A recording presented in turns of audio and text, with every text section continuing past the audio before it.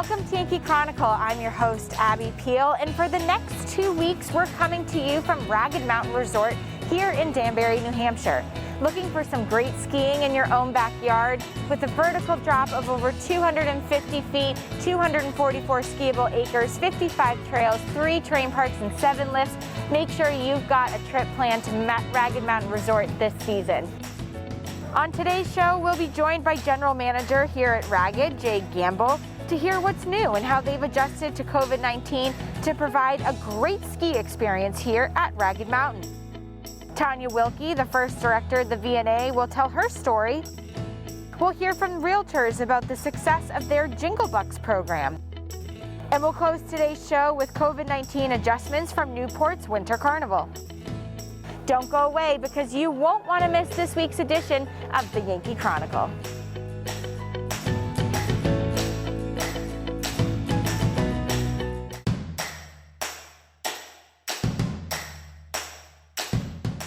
Welcome back to Yankee Chronicle. I'm your host, Abby Peel, coming to you from Ragged Mountain Resort here in Danbury. And we're now joined by Jay Gamble, who's the general manager here. Hi, Jay.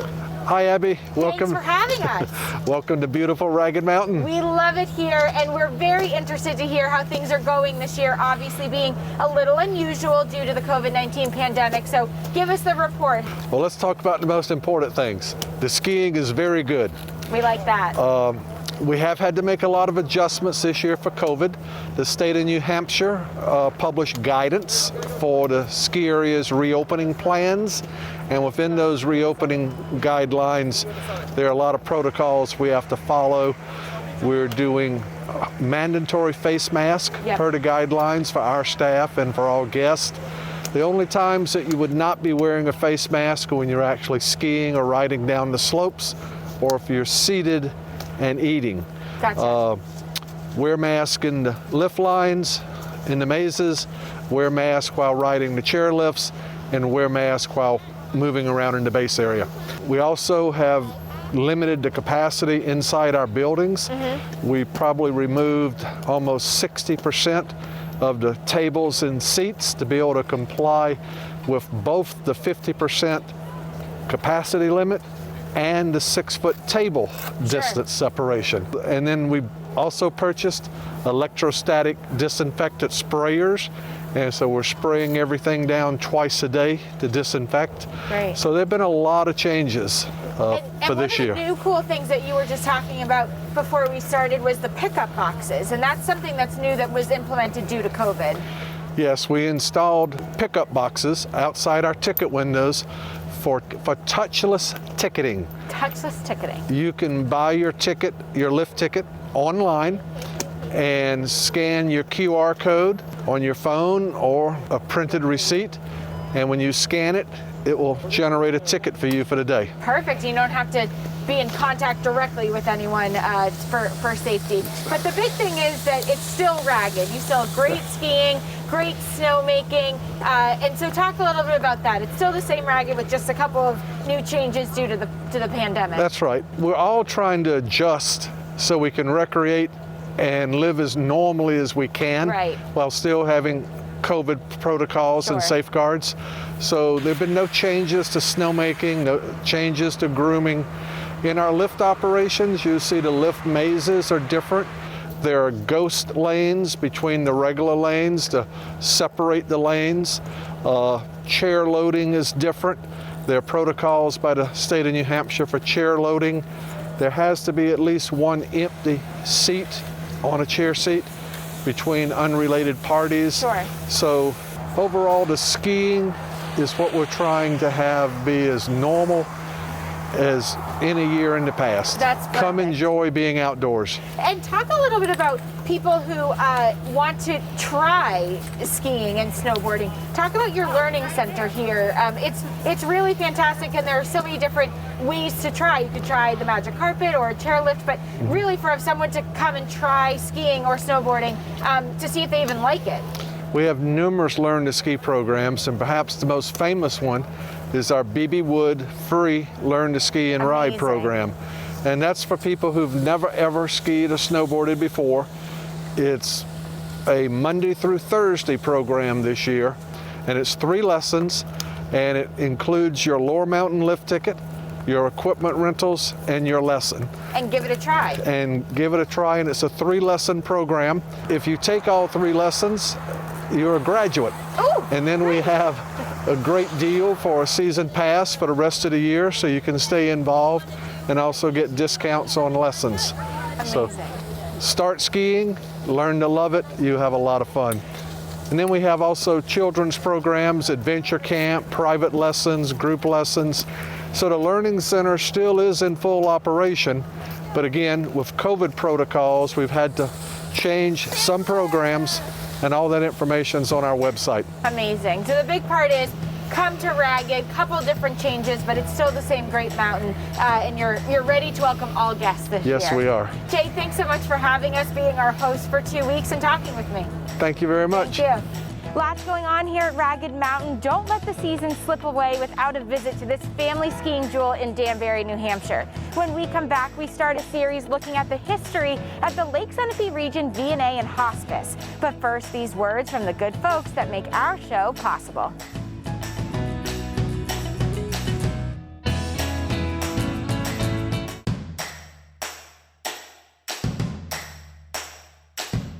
Welcome back to Yankee Chronicle. Today we are being hosted by Ragged Mountain Resort in Danbury, New Hampshire. For over 50 years, the Lake Sunapee region V&A and hospice has been serving our region. Today we start a series looking at that history as Tanya Wilkie, the first director, tells us about the early days.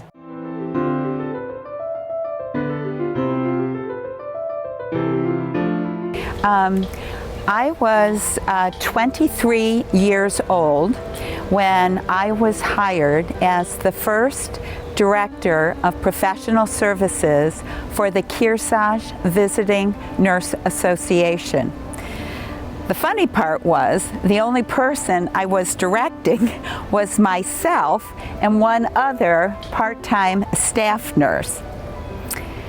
In 1975, the Kearsarge Visiting Nurse Association was only 5 years old, and they had an operating budget of $17,000, $10,000 of which was my salary, and I was absolutely thrilled with it, and $7,000 was split between the part-time staff nurse and medical supplies. We were very fortunate to be rent-free here at New London Hospital. We had a very small office space. Well, I quickly fell in love with home care. There is an expression, you will never work a day in your life if you love what you are doing. I had found my passion and I was making it happen. It was the best way to practice nursing, which was visiting clients in their own home environment, where they wanted to be.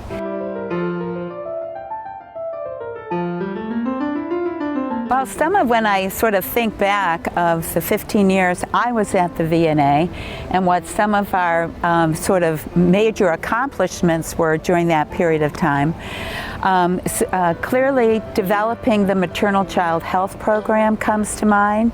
We were fortunate that Charles Albano was the first.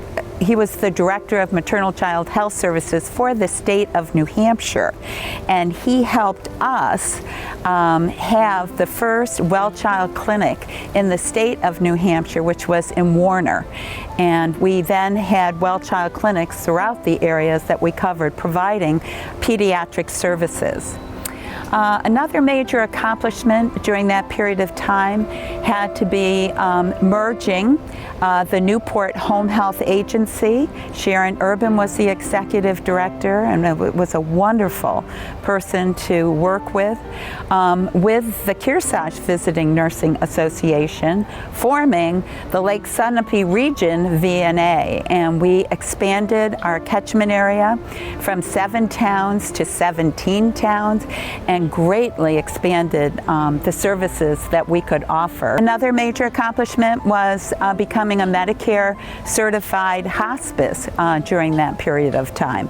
And that allowed us to receive reimbursement to provide terminally ill care in clients' home, which is where they wanted to be. So there was no GPS, there was no cell phone service, and the maps didn't have many of the back roads on them that I needed to travel to see clients. I was fortunate that Brad White, some of you listening may remember him as a realtor in New London, he would find my car pulled along the side of the road and pull up and say, "KVNA, are you lost again?" So getting lost was one struggle. Bad weather, we were like the postman. We would, deliver neither snow nor rain nor heat nor the gloom of night could keep us from our route. Well, it was the same with the visiting nurses. We went out in all kinds of weather. I remember Addie Stewart, a visiting nurse from Bradford, who went out on a snowmobile in a blizzard to provide much needed services to a client. Thanks, Tanya. Next week, we'll hear from her about how teamwork equals success in those early days at the VNA. When we come back, we'll get a rundown on this year's Lake Sunapee Region's Realtors Jingle Bucks fundraiser. Let's first take a break from a few words from the businesses that make our show successful. It can only continue if you buy local.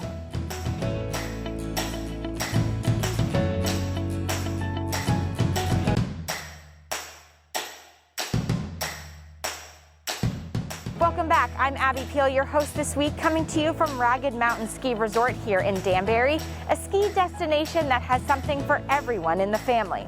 Now let's hear from Ann Maria Pell from the Lake Sunapee Region Board of Realtors.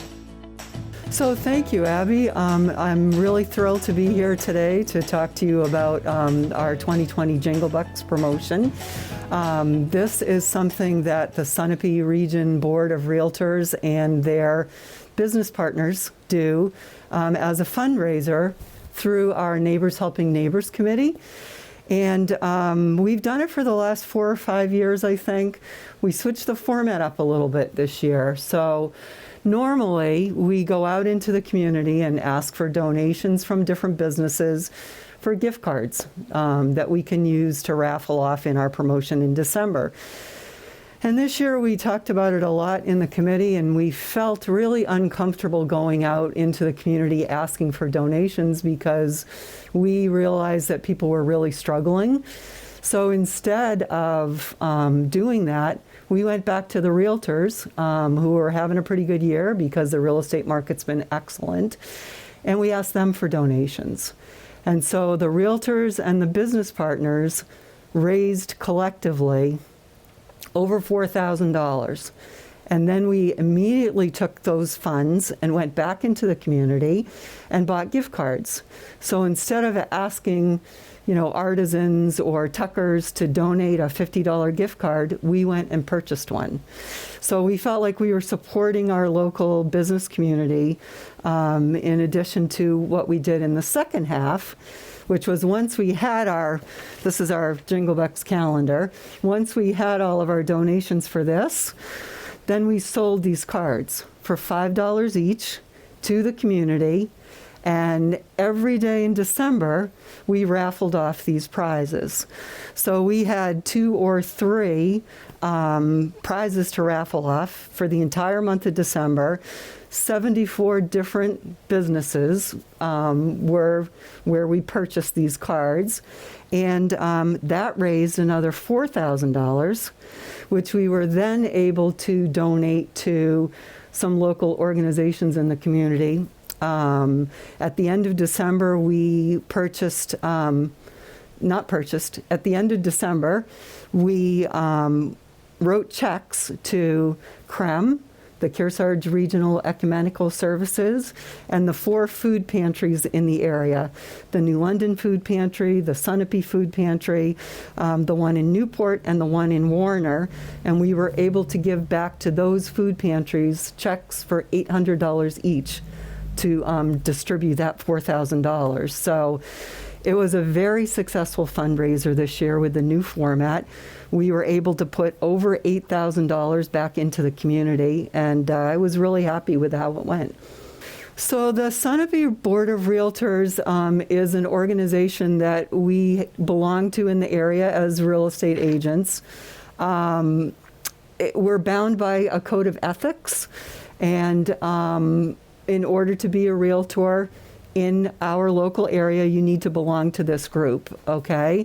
And the Sunapee Region Board of Realtors has subcommittees that do different things, and one of our subcommittees tries to do some good things in the community, and that's what Neighbors Helping Neighbors does. And we have the help of a group of business partners that support us. Businesses that are builders or banks or lawyers or closing companies that are all real estate related. And we have this committee, the Neighbors Helping Neighbors Committee, that combines people from the realtor community and the business community working together. And we want to give back to the community. I mean, the community's good to us, and we want to be good to them too. It's definitely a really good time for sellers. We have historically low inventory right now. For example, in New London right now, the last time I looked, we only had 3 properties for sale in New London. Typically this time of year, we might have 40 or 50. And it's not just New London, the entire state is really low with inventory. And we have a lot of buyers looking to move to the area and not enough properties to sell them. So we are definitely seeing an increase in land sales right now. But if somebody's even remotely thinking about selling their home, now's definitely the time to do it. Thanks, Anne-Marie. It's amazing how much local businesses provide back to our communities. When we come back, we'll hear from Christy Howe and Meg Cowan on how Newport has adjusted their winter carnival due to COVID-19 this year. But first, a few of our community-minded businesses that, in spite of COVID-19, are still here serving you.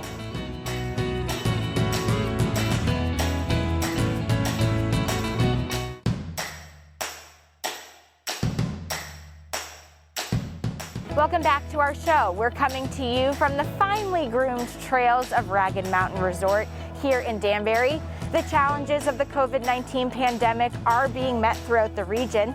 Today, let's hear how the annual Newport Winter Carnival has adjusted. Well, it's very different this year, like everything else in our lives. Fortunately, though, we have an outstanding crew and a very imaginative, creative crew who have mixed and melded and figured out a way to present this year's Winter Carnival pageant despite the pandemic and the restrictions we're working under. It'll look very different, but this is the 105th Winter Carnival pageant. It is the oldest in the United States, so we cannot drop this ball, and we're not. So that's why we're going virtual this year. The difference is this year we wanted to keep some traditions alive, as Meg mentioned. The tradition of Winter Carnival and the pageant portion of that is important to the community. So we wanted to keep the areas of competition the same. We wanted to keep the community feel the same. And we wanted it to be a good experience for the people who are participating in it. We have queen contestants who are juniors and seniors from the Newport area. And then we have princes and princesses who are second graders in the area. And we wanted them to have the opportunity to participate in this. Like Meg said, we've had to get a little bit creative. We've split up practices so that there are few people involved at any one time. Of different things like that to make sure that everybody stays safe. We are pre-recording segments of the pageant. Normally, if you were here in the Opera House, for those of you who have seen it before, You know that there are portions. There's the talent portion for the queens. There's the big dance for the princes and princesses. There is the evening gown. There are questions on the stage. And then there's the crowning of the, we call them littles. Rather than constantly saying princes and princesses, we just call them littles, because they're little. And the queen, each queen has a group of these littles, and they put a crown on them and they get a medal. So all of that, each segment will be done individual, pre-recorded, with the exception of the actual crowning of the 2021 Winter Carnival Queen. That will be live streamed. So that will be absolutely live, no pre-recording, so tune in for that. We will be having a link on our website as well as YCN. We'll also have a link, and thank you YCN for helping us with all of this. We couldn't do it without you. And it will be pay-per-view. It's $29 per pay-per-view, and you can pay right there on the link. And we are doing it that way because we still need to create income. We can have watch parties and have a lot of people, so it'll be fun all the same.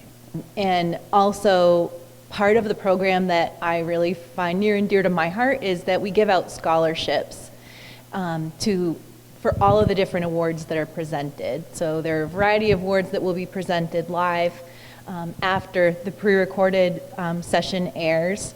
And as part of each of those awards, there's a scholarship that goes with it.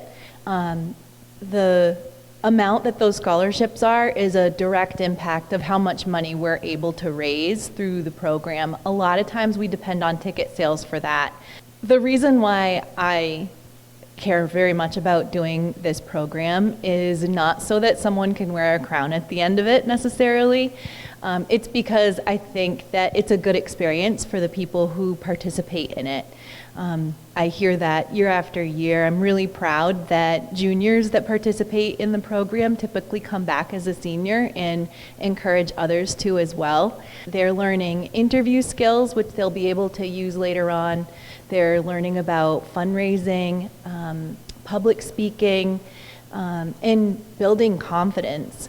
That's a big part of it for me. It's scary to get up on a stage, whether it's in front of a live audience or in front of cameras. So the pageant itself will take place on Friday, February 12th at 7 o'clock in the evening. You can go to the ycnnow.com website, or you can come to our website, newportoperahouse.com, where you will see links that you can go to and get your pay-per-view. We'll be opening that up for sale for tickets, virtual tickets, about a week before. So stay tuned and be sure to look for that. Thank you, ladies. What a great idea. It's interesting how organizations have met their missions in spite of the COVID-19 pandemic. I'd like to thank our host location for these 2 weeks, Ragged Mountain Resort. If you've never skied before or are unsure if you would enjoy it, the BB Wood program is the perfect way for you to try it out Monday through Thursday without any risk to your wallet. Head over to the BB Wood program homepage on the Ragged Mountain website to learn more. With February vacation just around the corner, make sure you get to Ragged Mountain Resort and enjoy this great season of skiing and boarding. Next week, we'll be back here at Ragged Mountain Resort. Next week, we'll hear from Kyle Matsky, all the reasons you need to visit in 2021. Nancy Allenby and Cindy Johnson from the Kearsarge Neighborhood Partners will tell you how and why to get involved. We'll have part 2 of Tanya Wilkie's reminiscing of the early days of the VNA. And we'll close with Carly Bascom of the New England Healing Sports Association to learn about this year's Ski Ride-a-thon to raise funds for their great program. Don't miss our live Game of the Week on ycnnow.com next Tuesday at 6:30 as the Lebanon Raiders host the Cardinals of Stevens in a basketball action. All our games replay at 12 noon on Sunday or on demand anytime at ycnnow.com. Other programming on Outside Television includes original shows featuring the most exciting extreme sports from rock climbing, biking, water sports, and of course skiing. I'm Abby Peel. Join me again next week as we meet here again at Ragged Mountain Resort at the same time for another Yankee Chronicle.